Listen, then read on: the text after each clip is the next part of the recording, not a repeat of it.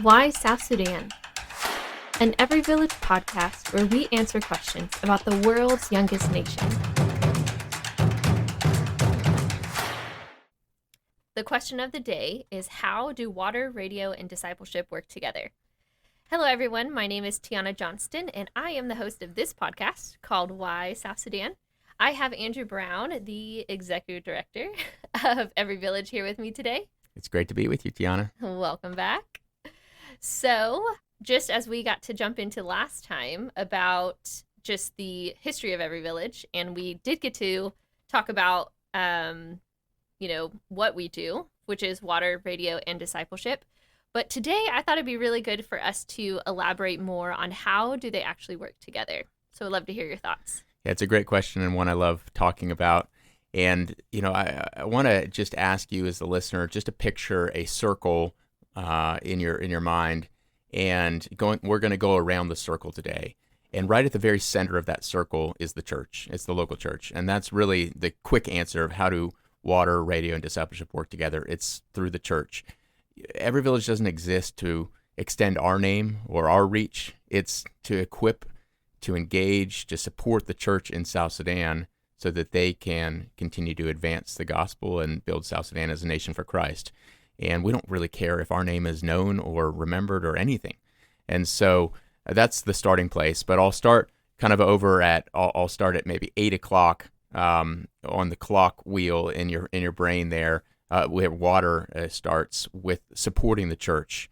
Obviously, access to safe water is so important to just daily living, but there's so many practical implications to a lack of access to safe water that affect life in the church and health in a community, but also spiritual health as well. If you think about it, if your family needs water on Monday through Saturday, they still need water on Sunday. And so, if there's not a water well that's working nearby their home, then they have to walk the 2, 3, 4 hours to get water even on Sundays, which means you can't go to church.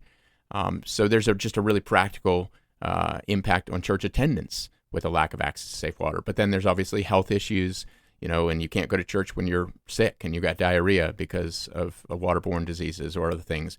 But then there's just, the South Sudanese, we've talked about how they are so quick to look to God for all things.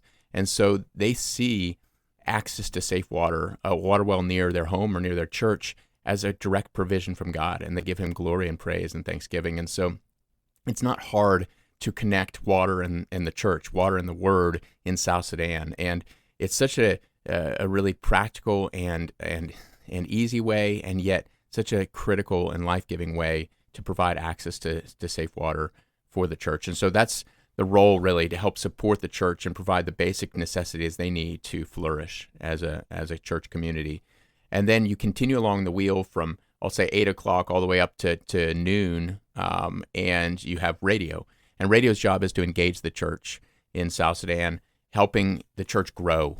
We've talked about how South Sudan has one of the world's lowest literacy rates. And so how do you get the gospel to a people that aren't able to read or write? Well, this is a land without technology. They don't have television. They don't have smartphones or internet. And so radio is the media, the technology of the day in this generation. And it's so powerful. And so we've heard many, many stories from pastors that thank Every Village for bringing the radio stations to their communities, because they say radio is making church planning easy for us, because people in far remote villages are hearing the gospel and then they're walking distances to find a pastor and saying, hey, can you plant a church in my village? And so everything we do in radio is in partnership with local pastors. We employ local pastors to preach on the air, but we also have just pastors come and volunteer their time and preach on the radio. We have call-in shows where pastors do prayer programs. We have annual pastor conferences where pastors come to the radio station. I mean, the station is really the hub of life for the community in so many ways, and the pastors are right at the very center of that. Many of you also know that we, in addition to building radio stations and running the radio stations, we also distribute solar-powered radios that are fixed tuned to our stations so people have access to the radio broadcasts. Well, we've now brought 172,000 radios to South Sudan all time.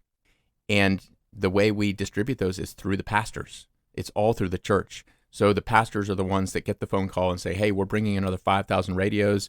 Can you talk with your community, with your churches, start raising money because we sell the radios for a small price, and so start collecting the money, and then when we bring the radios, bring the money and the list of names that you're going to be distributing to, and we'll give you the radios. And so they become our distribution network, and they love that. It's supporting them, and so that's just been a beautiful thing. And then continue down from noon on the clock face down to, we'll say 4 o'clock, and you get our discipleship program, and that's about equipping the church.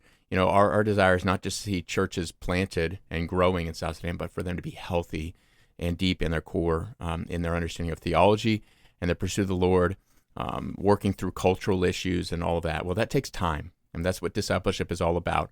And so that is, from the pastors and church leaders down to, all the community members. And so, we kind of work in all those venues. We've got outreach programs through the Jesus Film.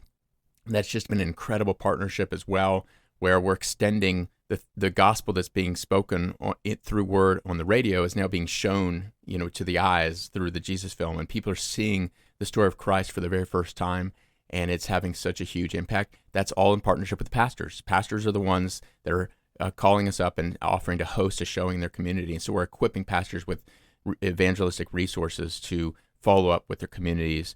And then we have the pastor conference that I already mentioned, and that's once a year in each of our locations, where we bring pastors from, many of them are walking 2 or 3 days away to come to these conferences, and it's just incredible.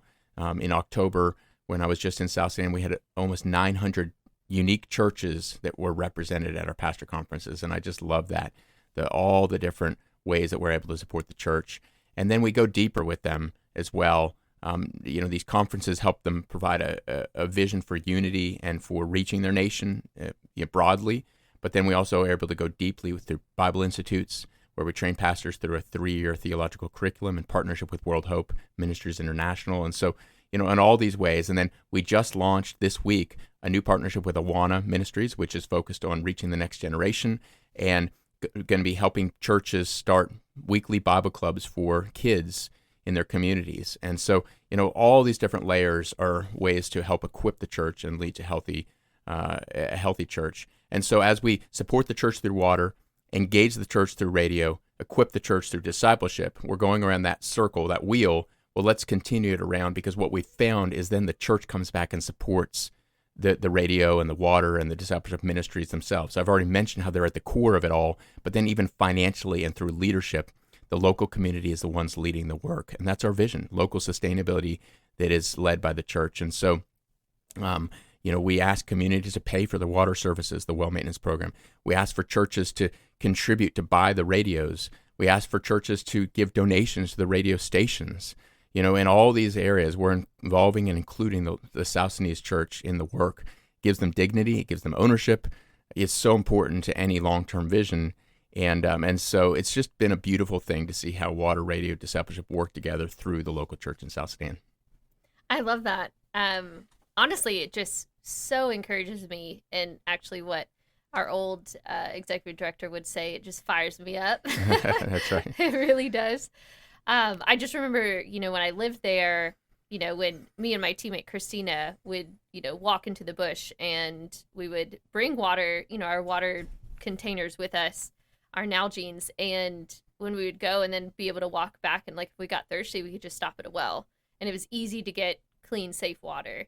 And then even just to see people walking down the road with the solar-powered radios around their neck as it's charging during the day, so they could listen to at the hours that the radio stations are on, and even the discipleship. Again, just seeing just how hungry it is. But it's really encouraging to see, really, that our vision for every village is to build a nation for Christ, and that starts and ends with the church. That it all has to do with the church. For sure. It's the church, it's the community, it is the people themselves. And, we know what would the United States look like without the church. We're already a struggling nation in many ways. Mm-hmm. And yet the church is that bastion of hope, that light on the city on a hill, if you will, which is what Christ has called us to be. And in the same way, the South Sudanese church can be and is being that for their nation. but they need support. They need help because of a lack of training and education in the past, because of a lack of resources in the present, and so that's why we're able to come alongside them, partner with them, but then step out of the way as well. And it's just a beautiful thing. And, if you were able to listen to our episode on the history of South Sudan, we talked through these decades, kind of the rhythms of how God's worked in the nation, where, there's been outside input into the church in South Sudan, and then through, seasons of struggle